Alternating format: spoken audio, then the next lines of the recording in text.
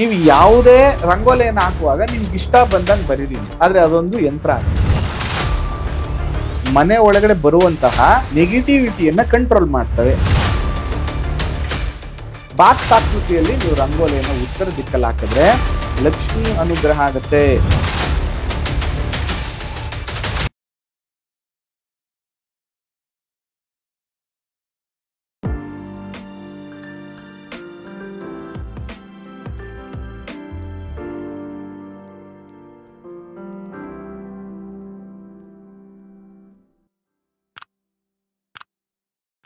ಶ್ರೀ ಗುರುಭ್ಯೋ ನಮಃ.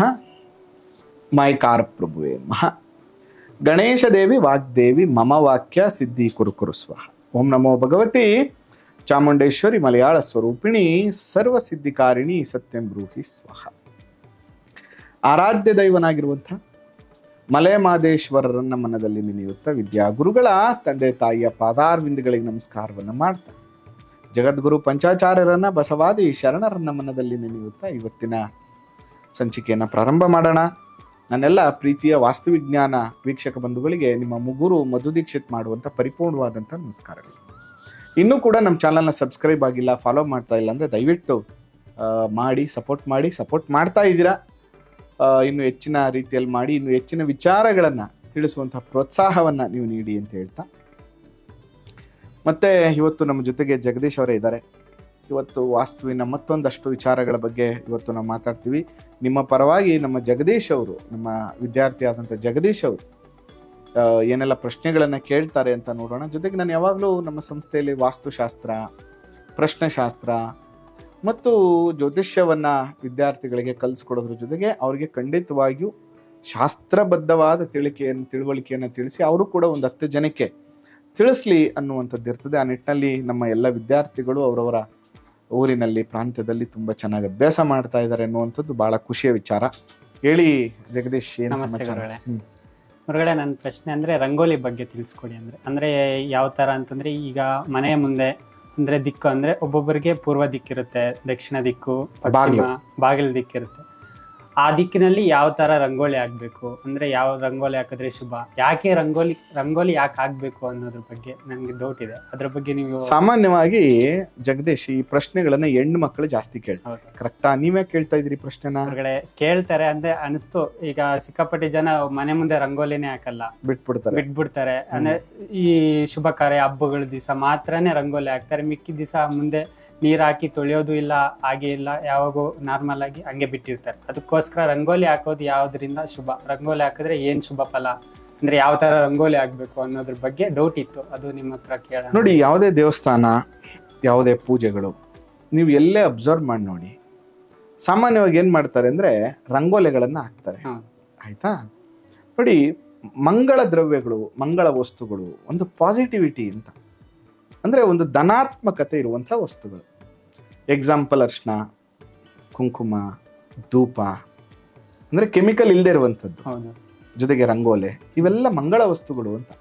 ಸಾಮಾನ್ಯವಾಗಿ ಇವು ಯಾವಾಗ ಮನೆಯ ಹೊರಭಾಗದಲ್ಲಿ ಇರ್ತಾವೋ ಮನೆ ಒಳಗಡೆ ಬರುವಂತಹ ನೆಗೆಟಿವಿಟಿಯನ್ನ ಕಂಟ್ರೋಲ್ ಮಾಡ್ತವೆ. ನೆಗೆಟಿವಿಟಿ ಅಂದ್ರೆ ಯಾವುದೋ ರಾಕ್ಷಸ ಬರಬೇಕು, ದೆವ್ವ ಬರಬೇಕು ಅಂತ ಏನಿಲ್ಲ, ಜನಗಳ ದೃಷ್ಟಿದೋಷಗಳನ್ನ ಕಂಟ್ರೋಲ್ ಮಾಡುತ್ತೆ.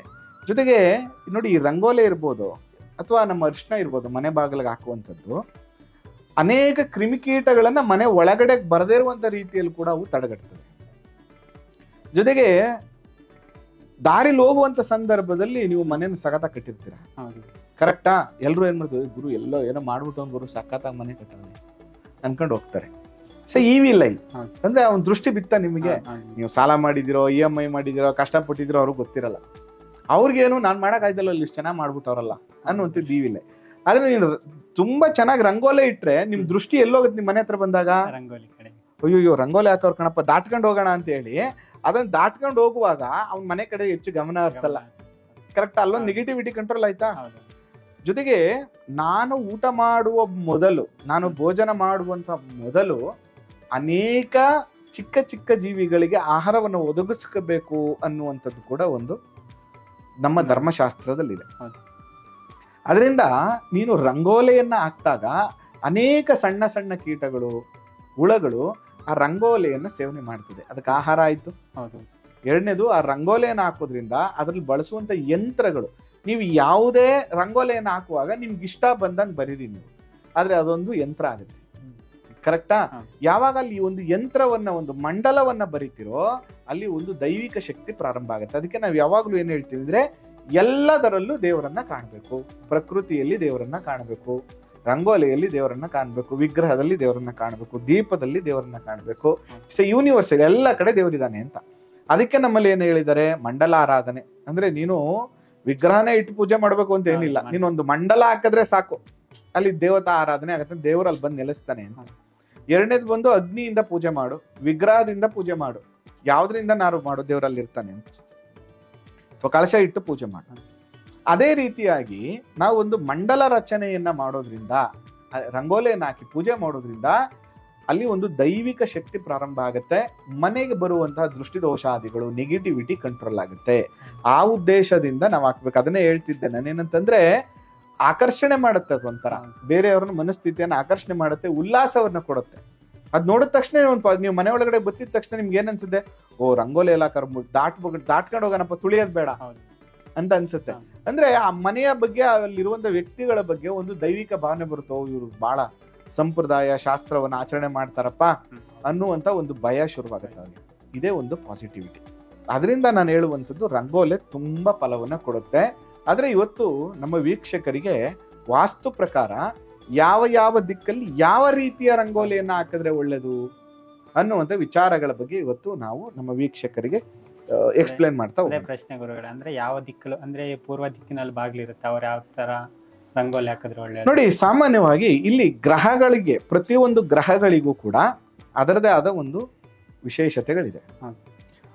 ನೋಡಿ, ಈ ಸೂರ್ಯ ಉದಯ ಆಗುವಂತ ಸಂದರ್ಭದಲ್ಲಿ ನೀವು ನೋಡಿ, ಒಂದು ಸಾಮಾನ್ಯ ಗೊಂಬೆ ಮಕ್ಕಳಿಗೆ ಡ್ರಾಯಿಂಗ್ ಮಾಡಿಸೋ ಕೂಡ ಒಂದು ರೌಂಡ್ ಹಾಕ್ಬಿಟ್ಟು ಚಿಕ್ಕ ಚಿಕ್ಕ ಚಿಕ್ಕ ಚಿಕ್ಕ ಚಿಕ್ಕ ಸೂರ್ಯಕಾಂತಿ ಸಿಂಬಲ್ನ ಬರೀತಿರ್ತೀವಿ, ಅಥವಾ ಅಷ್ಟಕಮಲದ ಸಿಂಬಲ್ನ ಬರಿತಾ ಇರ್ತೀವಿ. ಅಂದ್ರೆ ನಾವು ಪೂರ್ವದ ಮನೆಗಳು ಯಾರಿರುತ್ತೋ ಅಂತ ಮನೆಯವರು ಅಷ್ಟದಳ ಕಮಲ ಅಥವಾ ಸೂರ್ಯಕಾಂತಿಗೆ ಹೋಲಿಕೆ ಆಗುವಂತಹ ರೀತಿಯಲ್ಲಿ ನೀವು ರಂಗೋಲಿಯನ್ನ ಹಾಕಿ ಒಂದು 10 days ಹಾಕಿಯಪ್ಪ, ನೀವು ನೋಡೋಣ, ಜಾಸ್ತಿ ದಿನ ಬೇಡ, ಓನ್ಲಿ 10 days. ನಿಮ್ಮಲ್ಲಿ ಬದಲಾವಣೆ ಆಗ್ಲಿಲ್ಲ ಅಂದ್ರೆ ಕೇಳಿ.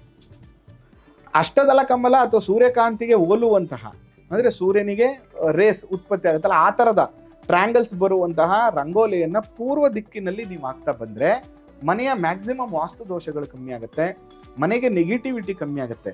ಇಸ್ ಎ ಪೂರ್ವ ಇಂಡಿಕೇಟ್ ಹೆಲ್ತ್, ಆರೋಗ್ಯವನ್ನ ಇಂಡಿಕೇಟ್ ಮಾಡುತ್ತೆ. ಅದರಿಂದ ಅನೇಕ ಆರೋಗ್ಯ ಸಮಸ್ಯೆಗಳು ಕಮ್ಮಿ ಆಗ್ತಾ ಬರ್ತದೆ. ಪೂರ್ವ ದಿಕ್ಕಲ್ಲಿ ಕಮಲದ ಆಕೃತಿ, ಅಷ್ಟದಳ ಕಮಲಾಕೃತಿಯ ಚಿತ್ರಗಳನ್ನ, ಅಂದ್ರೆ ರಂಗೋಲಿಯನ್ನ ನೀವು ಪೂರ್ವ ದಿಕ್ಕಲ್ಲಿ ಹಾಕ್ಬೇಕು. ಇದರಿಂದ ಏನಾಯ್ತು, ಹೆಲ್ತ್ ತುಂಬಾ ಚೆನ್ನಾಗಿ ಇಂಪ್ರೂವ್ಮೆಂಟ್ ಆಯ್ತು. ಇನ್ನು ದಕ್ಷಿಣ ದಿಕ್ಕು, ದಕ್ಷಿಣ ದಿಕ್ಕಿಗೆ ಅಧಿಪತಿ ಯಾರು? ಕುಜ, ಯಮ ಮತ್ತು ಕುಜ.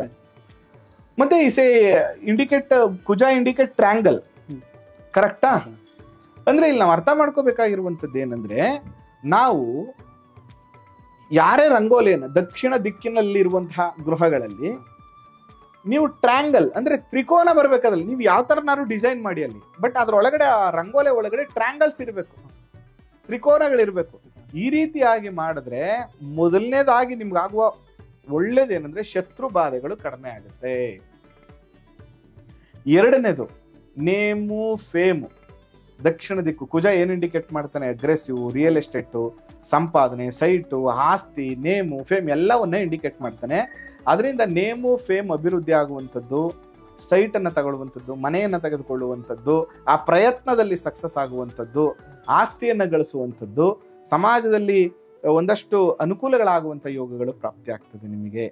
ಬೇಕಾದ್ರೆ ನೀವು ಸೈಟ್ ತಗೋಬೇಕು, ಮನೆ ತಗೋಬೇಕು ಅಂತ ಟ್ರೈ ಮಾಡ್ತಾ ಇದ್ದೀರಾ, ದಕ್ಷಿಣ ದಿಕ್ಕಲ್ಲಿ ನೀವು ಕಂಟಿನ್ಯೂಸ್ ಒಂದು 48 days ಆಯ್ತಾ ಲೋನ್ ಟ್ರೈ ಮಾಡ್ತಾ ಇದ್ರಿ, ಒಂದು ಟ್ರ್ಯಾಂಗಲ್ ಇರುವಂತಹ ರಂಗೋಲಿಗಳನ್ನ ನೀವು ಹಾಕ್ತಾ ಬನ್ನಿ. ಒಂದು 48 days ಅಲ್ಲಿ ನಿಮ್ಗೆ ರಿಸಲ್ಟ್ ಕೊಡ್ಲಿಲ್ಲ ಅಂದ್ರೆ ಚೆನ್ನಾಗಿದೆ, ತುಂಬಾ ಚೆನ್ನಾಗಿದೆ ಕಾನ್ಸೆಪ್ಟ್. ಇನ್ನು ಪಶ್ಚಿಮ ದಿಕ್ಕು ನೋಡಿ, ಈ ಪಶ್ಚಿಮ ದಿಕ್ಕಿಗೆ ಅಧಿಪತಿ ಯಾರಪ್ಪ? ಒಂದು ವರುಣ, ಇನ್ನೊಂದು ಶನಿ. ಶನಿ ನಂಬರ್ ಏನು? 8. ಕರೆಕ್ಟಾ? It's infinity.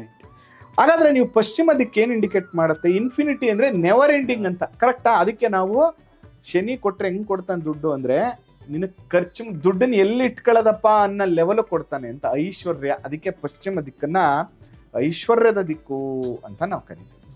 ಆದ್ರಿಂದ ಈ ದಿಕ್ಕಲ್ಲಿ ನಾವೇನ್ ಮಾಡ್ಬೇಕು ಅಂತಂದ್ರೆ ಇನ್ಫಿನಿಟಿ ರಂಗೋಲಿಗಳನ್ನ ಹಾಕ್ಬೇಕು. ಅಂದ್ರೆ ಒಂದಕ್ಕೊಂದು ರಂಗೋಲಿಗಳು ಕನೆಕ್ಟ್ ಇರಬೇಕು, ಎಂಡ್ ಆಗ್ಬಾರ್ದು. ಆ ರೀತಿಯ ರಂಗೋಲಿಗಳನ್ನ ನೀವು ಹಾಕೋದ್ರಿಂದ ಇಟ್ಸ್ ವೆರಿ ಸಕ್ಸಸ್ಫುಲ್. ನೋಡಿ, ಈಗ ಅನೇಕ ಹೋಟೆಲ್ ಉದ್ಯಮ ಮಾಡುವಂಥವ್ರು, ಹೋಟೆಲ್ ಬಿಸ್ನೆಸ್ ಮಾಡುವಂಥವ್ರು, ಅನೇಕ ಜನರು ನೀವು ನೋಡಿ ಎಲ್ಲರೂ ರಂಗೋಲಿಗಳನ್ನ ಹಾಕಳಕ್ ಶುರು ಮಾಡೋರೆ, ಲೋಗೋಗಳನ್ನ. ಕರೆಕ್ಟಾ? ಕರೆಕ್ಟ್ ತಾನೆ? ಬೆಂಗಳೂರಲ್ಲಿ ಅನೇಕ ಪ್ರಖ್ಯಾತ ಹೋಟೆಲ್ಗಳು ಅವರ ಹೋಟೆಲಿನ ಸಿಂಬಲ್ ಏನಂತಂದ್ರೆ ರಂಗೋಲಿ. ಆದಷ್ಟು ಇನ್ಫಿನಿಟಿ ರಂಗೋಲಿಗಳಿರ್ತದೆ. ಏನಕ್ಕೆ ಅಂದ್ರೆ ಇಟ್ಸ್ ಎ ಬಿಸ್ನೆಸ್ ಇಂಪ್ರೂವ್ಮೆಂಟ್. ಅರ್ಥ ಆಯ್ತಾ? ಹಾಗಾದ್ರೆ ನೆವರ್ ಎಂಡಿಂಗ್ ಅಂದ್ರೆ ಇನ್ಫಿನಿಟಿ ಇರುತ್ತಲ್ಲ, ಆ ರೀತಿಯ ರಂಗೋಲಿಗಳನ್ನ ಪಶ್ಚಿಮ ದಿಕ್ಕಿನಲ್ಲಿ ಅವರು ಹಾಕೊಳ್ಳೋದ್ರಿಂದ ಫೈನಾನ್ಷಿಯಲ್ ಇಂಪ್ರೂವ್ಮೆಂಟ್ ಆಗುತ್ತೆ, ಮಕ್ಕಳ ಗ್ರೋತ್ ಚೆನ್ನಾಗಾಗತ್ತೆ, ಮತ್ತು ಆಲಸ್ಯತನ, ಸೋಮಾರಿತನಗಳೆಲ್ಲವೂ ಕೂಡ ಅವರಿಗೆ ನಿವಾರಣೆ ಆಗುತ್ತೆ. ಇನ್ನು ಉತ್ತರ ದಿಕ್ಕು, ಉತ್ತರ ದಿಕ್ಕು ಕುಬೇರನ ದಿಕ್ಕು, ಲಕ್ಷ್ಮಿ ದಿಕ್ಕದು. ಇಟ್ಸ್ ಎ ವೆರಿ ಪವರ್ಫುಲ್ ದಿಕ್ಕದು. ಫೈನಾನ್ಷಿಯಲಿ ಗ್ರೋತ್ ಆಗ್ಬೇಕು, ಬಿಸ್ನೆಸ್ ಇಂಪ್ರೂವ್ಮೆಂಟ್. ಈಗ ಲಕ್ಷ್ಮಿ ಯಾವಾಗ ಬರುತ್ತೆ ನಿಮ್ಮ ಮನೆಗೆ? ಮನೇಲಿ ಕೂತಿದ್ರೆ ಬರುತ್ತಾ? ನೀವು ಹೋಗ್ಬಿಟ್ಟು ಕೆಲಸ ಮಾಡಬೇಕು, ಕಷ್ಟ ಪಡಬೇಕು. ಕರೆಕ್ಟಾ? ನೋಡಿ, ತುಂಬಾ ಜನ ಹೇಳ್ತಾರೆ ಪುರೋಹಿತರಿಗೆ ಏನಪ್ಪಾ ತುಂಬಾ ಸಂಪಾದನೆ ಮಾಡ್ಬಿಡ್ತಾರೆ, ಅವ್ರಿಗೇನು ಜನ ಬಂದು ದುಡ್ಡು ಹಾಕ್ಬಿಡ್ತಾರೆ ಅಂತ. ಈಗ ನೀವು ದೇವಸ್ಥಾನ ಪೂಜೆ ಮಾಡ್ತಾ ಇದೀರಿ, ಕಷ್ಟ ಇದೆಯಾ ಇಲ್ವಾ? ಬೆಳಗ್ಗೆ 4 ಗಂಟೆಗೆ ಎದ್ದು ಹೋಗ್ಬೇಕು, ಪೂಜೆ ಮಾಡಬೇಕು. ಯಾವುದೇ ಒಂದು ಕೆಲಸದಲ್ಲಿ ಶ್ರದ್ಧೆ, ಕಷ್ಟ ಪಡೋರಿದ್ರೆ ಅವ್ರಿಗೆ ಅನುಕೂಲ. ನೋಡಿ, ಅದೇ ತರ ಈ ಉತ್ತರ ದಿಕ್ಕಿಗೆ ಬುಧ ಅಧಿಪತಿ. ಕರೆಕ್ಟಾ? ಆಗಮಶಾಸ್ತ್ರದಲ್ಲಿ ಗುರು ಕಾಂಬಿನೇಷನ್ ಕೂಡ ಬರುತ್ತೆ, ಬಟ್ ಬುಧ ಇರ್ತಾನೆ. ನಾವು ಉತ್ತರ ದಿಕ್ಕನ್ನ ಚೌಕಾಕಾರ ಅಂದ್ರೆ ನಾವು ಇಲ್ಲಿ ರಂಗೋಲಿಯನ್ನ ಹೇಗೆ ಹಾಕ್ಬೇಕು ಅಂದ್ರೆ ಚೌಕಾಕಾರವಾಗಿ ಹಾಕ್ಬೇಕು ರಂಗೋಲಿಯನ್ನ. It's a very powerful. Box ತರ, ಬಾಕ್ಸ್ ರಂಗೋಲಿಗಳು ಅಂತ ಹೇಳ್ತೀವಲ್ಲ, ಬಾಕ್ಸ್ ಆಕೃತಿಯಲ್ಲಿ ನೀವು ರಂಗೋಲಿಯನ್ನ ಉತ್ತರ ದಿಕ್ಕಲ್ಲಿ ಹಾಕಿದ್ರೆ ಲಕ್ಷ್ಮಿ ಅನುಗ್ರಹ ಆಗತ್ತೆ, ಕುಬೇರ ಬಂದು ಆ ರಂಗೋಲಿಯಲ್ಲಿ ವಾಸ ಮಾಡ್ತಾನೆ ಅಂತ. ಅದರಿಂದ ಫೈನಾನ್ಷಿಯಲಿ ಇಂಪ್ರೂವ್ಮೆಂಟ್ ಆಗ್ತಾ ಬರ್ತದೆ, ಅಭಿವೃದ್ಧಿ ಆಗ್ತಾ ಬರ್ತದೆ.